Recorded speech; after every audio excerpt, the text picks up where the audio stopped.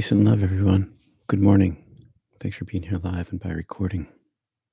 And that was a little poem for you this morning. Hi, everybody. Thanks for being here. What we do is we have a little conversation about, or rather, I talk a little bit about meditation and wisdom, and then we meditate together. And it takes 30 minutes altogether. I've got something stuck in my eye, and it's not my finger. So here we go. I was talking to someone yesterday about the predictive mind and the predictive brain. And I came across an article in Vox that inspired me. So, how meditation deconstructs your mind.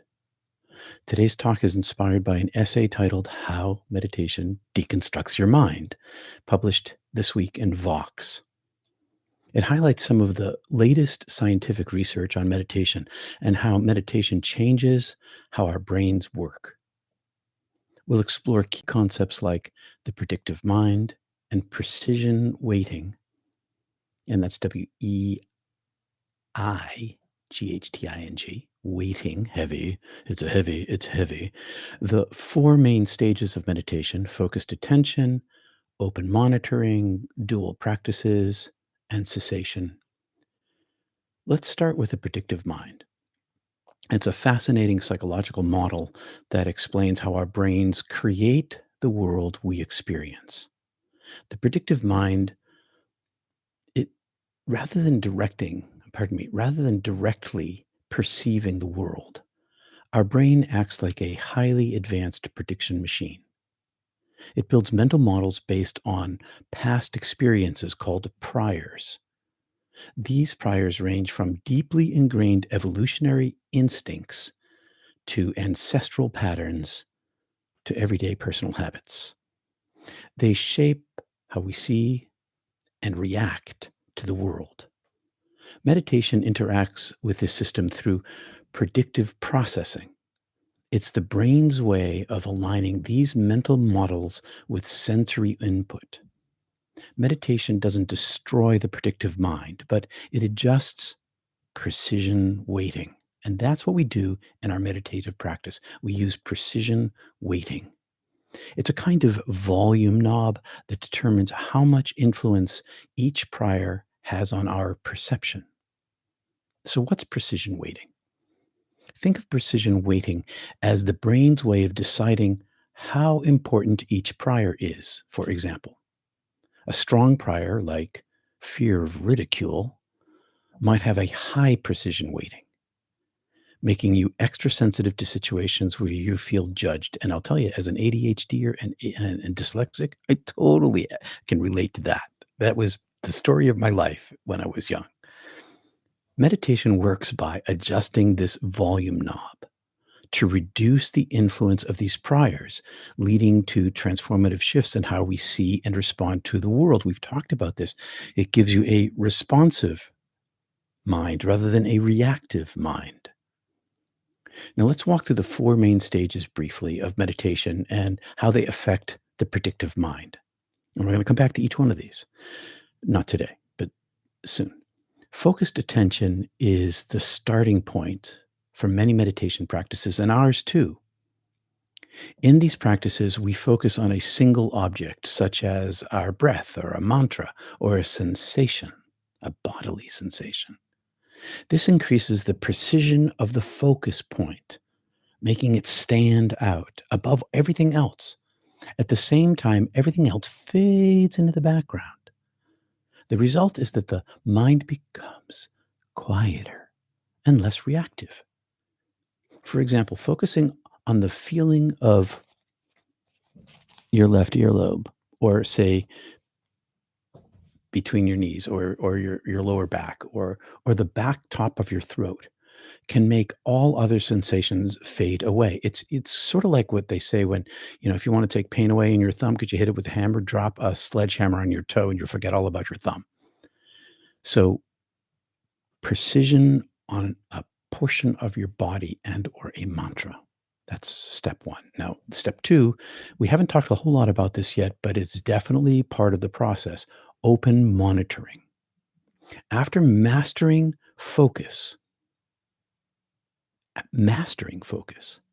The next step is to expand your awareness. It's the witness state. And we release our focus on a single object and observe whatever arises, thoughts, feelings, and sensations, but we don't grasp them. We don't own them. We watch them pass by like clouds in the sky. And how does this work? The mind becomes less reactive through the focus process. The mind becomes less reactive and less attached to specific thoughts or feelings or memories, allowing them to arise and pass more quickly. It's a practice of non-attachment to the very things that are our identity in our mind, in our brain. And the result, it's like watching a snow globe settle. Ooh, chaotic thoughts. They and loose g- grip. Chaotic thoughts lose grip. Chaotic thoughts. I should read what's right on my script. Chaotic thoughts lose grip, and you start to notice the more significant field of awareness. All the stuff inside the snow globe kind of settles down, and you get to see the image more clearly. The field of awareness, and we remain in the witness state in this particular practice. This witness practice arises. You don't have to grasp at this thing, okay? Arises naturally from focused attention. You practice focused attention, and then suddenly you're able to do this. It just happens. And you let the clouds pass by. You let the snow globe settle. Let it be as it happens. As soon as you grasp it, it stops. So, the number 3, non-dual practices. This is a little more advanced. This is where meditation breaks down some of the most profound mental patterns.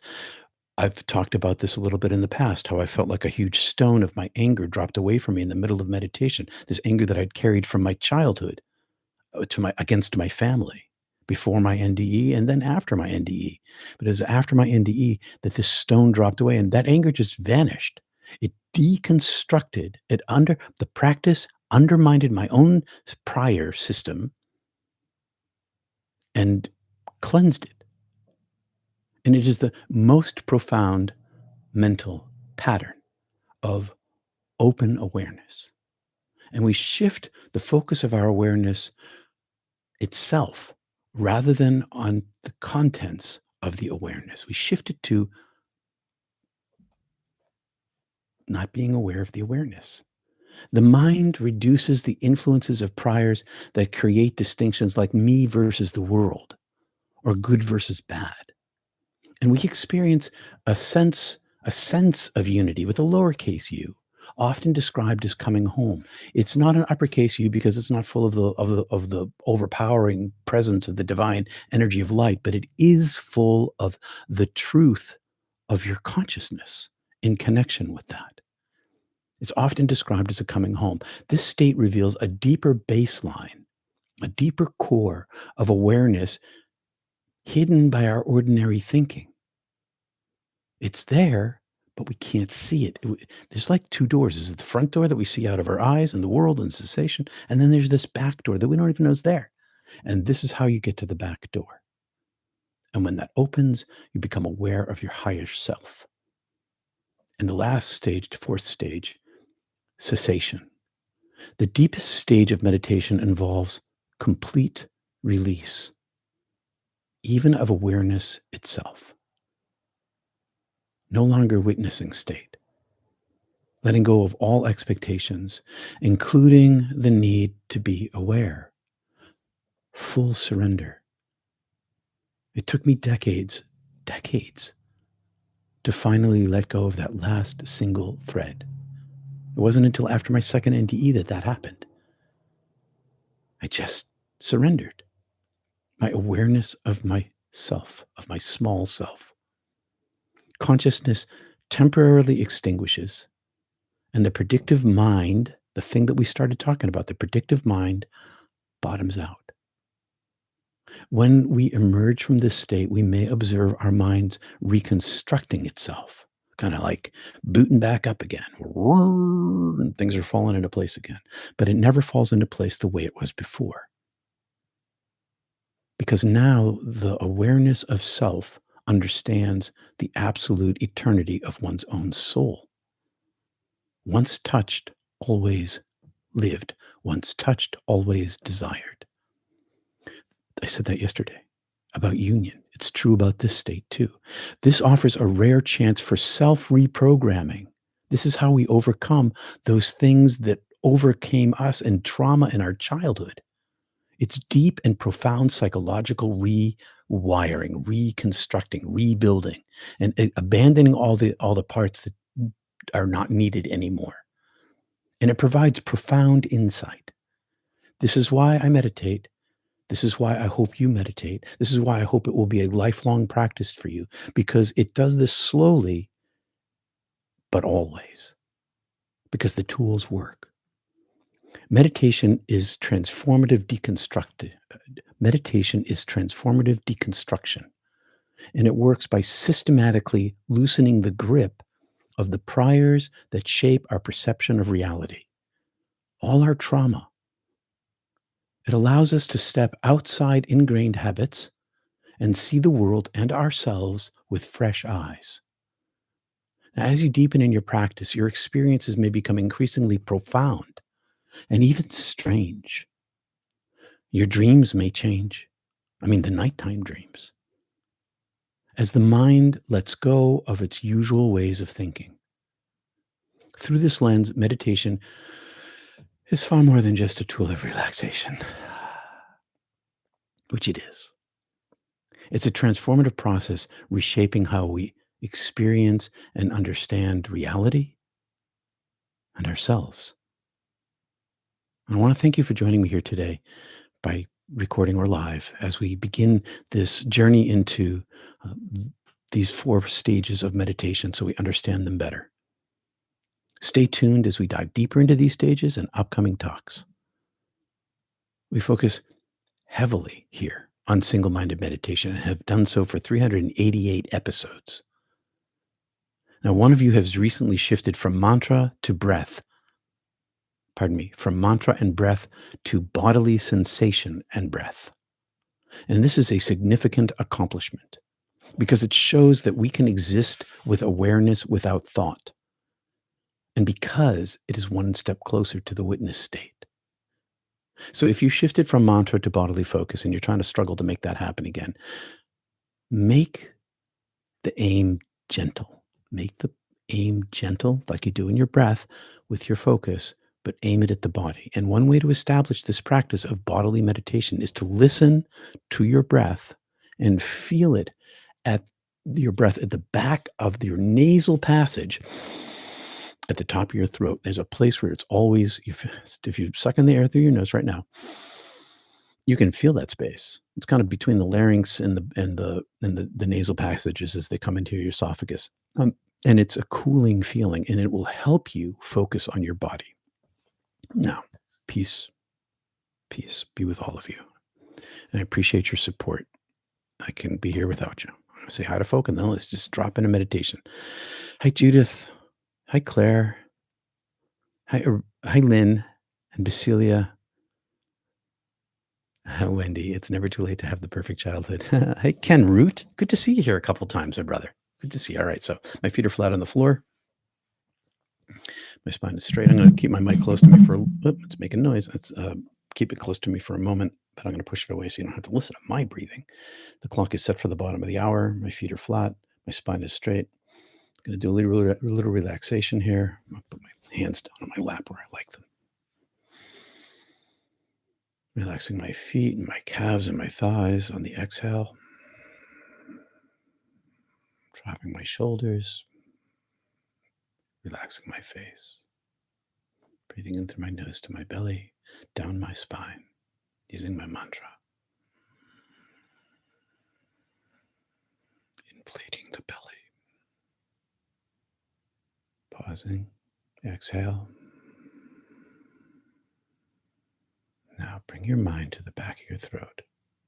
Listen to your breath with your ears. Feel it with your mind. Stay here. See you at the bottom of the hour. Stay there as long as you can anyway.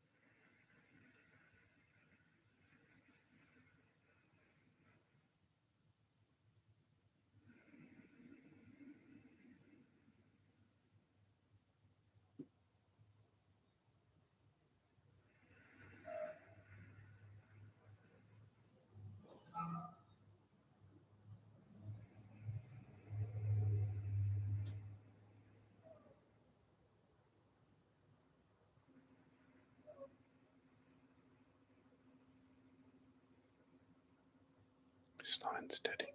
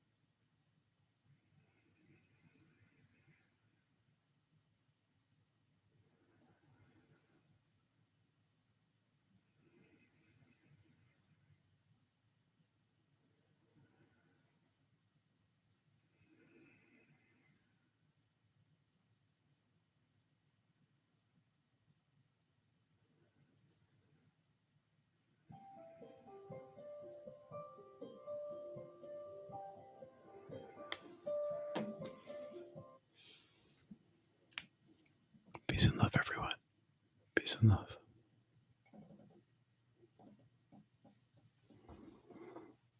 See you soon.